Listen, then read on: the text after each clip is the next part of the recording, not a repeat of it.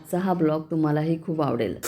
नमस्कार मंडळी, कसे आहेत? मजेत ना? मीही अगदी मजेतच आहे। आजची सकाळ माझ्यासाठी खूप खास आहे, ते तुम्हाला समोर कळेलच का बरं मी आजच्या सकाळला खास म्हटलेलं आहे ते।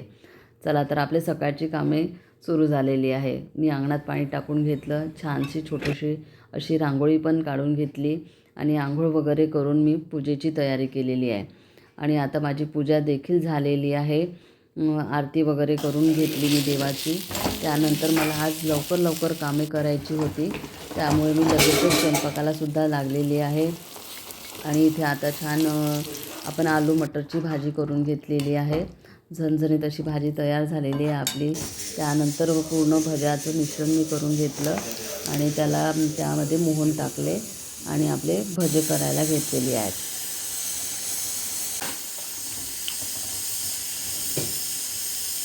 आज मी जो पुरणपोळीचा वगैरे स्वयंपाक करत आहे त्याचं महत्त्वाचं कारण म्हणजे आज माझ्याकडे पूजा घेतलेली आहे।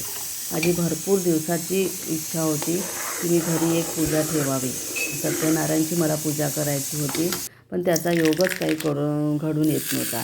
पण तो योग आज घडून आलेला आहे आणि मी आज खूप खुश आहे। आज माझ्याकडे सत्यनारायणची पूजा मी ठेवलेली आहे। पूजेकरता लागणारा प्रसाद देखील आपला रेडी झालेला आहे। आता सगळी तयारी माझी स्वयंपाकाची लगभग झालेलीच आहे आणि आता पूजेची पण मला भरपूरशी अशी तयारी करायची आहे, त्यामुळे मी स्वयंपाक हा भरभर आटपून घेतलेला आहे आणि आता मी पूजेची पण तयारी करायला सुरुवात केलेली आहे। मी पूजेची सगळी सामुग्री अशी काढून ठेवलेली आहे। फळे, दिवा, चौरंगपाट, आपण त्याला लावलेलं तोरण वगैरे सगळी पूजा करून ठेवलेली आहे। मी पूजेची तयारी करून ठेवलेली आहे आणि इथे आपला स्वयंपाक देखील तयार करून घेतलेला आहे।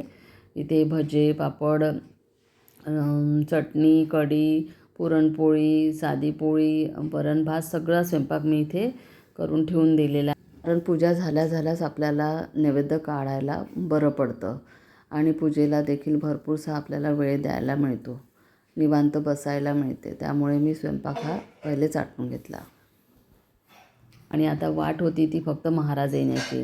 तर महाराज पण आलेली आहे आणि त्यांनी आपली पूजाची मांडणी करायला सुरुवात देखील केलेली आहे आणि त्यांनी सुंदर अशी पूजेची पण मांडणी केलेली होती आणि त्यांनी आल्याला काहीच घेतलेलं नव्हतं, कारण म्हणत होते की बाई पहिलेच वेळ झालेला आहे, मी पहिले पूजा मांडतो त्यानंतर चहा वगैरे घेतो। मग त्यांनी थोडा निवांत बसून चहा वगैरे घेतला आणि त्यांनी व्यवस्थित पूजा वगैरे मांडणी केलेली आहे त्या आता। आणि आता आपली पूजेला देखील सुरुवात झालेली आहे। बघा किती सुंदर मंत्र वगैरे त्यांनी म्हटलेला आहे। असे मंत्र वगैरे सुरू होते पूजेचे। नवग्रह देवता अनुकूलता सिद्ध्यर्थम आदौ महागणपती। त्यानंतर आम्ही दोघांनी पण पूजा करून घेतली, नमस्कार केला। अशी माझी छान अशी पूजा झालेली होती। मला खूप समाधान वाटत होतं त्या पूजेचं आणि पूजेच्या थाळीत मी परत फुले टाकून ठेवली। कोणी येतील वगैरे तर पूजा करतातच, त्यामुळे फुलं वगैरे मी टाकून ठेवली आणि देवाला नैवेद्य वगैरे दाखवून घेतला। जेही मी स्वयंपाक केला होता त्या पूर्ण याचा नैवेद्य देवाला दाखवून घेतलेला आहे। आणि त्यानंतर महाराजांना विचारलं तुम्ही जेवता का, तर ते नाहीच म्हणाले। मी त्यांना भरपूर असा आग्रह केला, पण ते म्हणाले की मी जेवत नाही बाई, मला नाश्ता दिला तरी चालेल।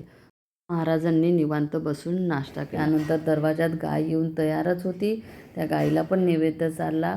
असा माझ्या भरपूर दिवसाची आज माझी इच्छा पूर्ण झाली। तर तुम्हाला आशा करते की तुम्हाला हा माझा ब्लॉग आवडला असेल तर मला लाईक सबस्क्राईब जरूर करा आणि सर्वांचा धन्यवाद माझा हा ब्लॉग पाहिल्याबद्दल। धन्यवाद।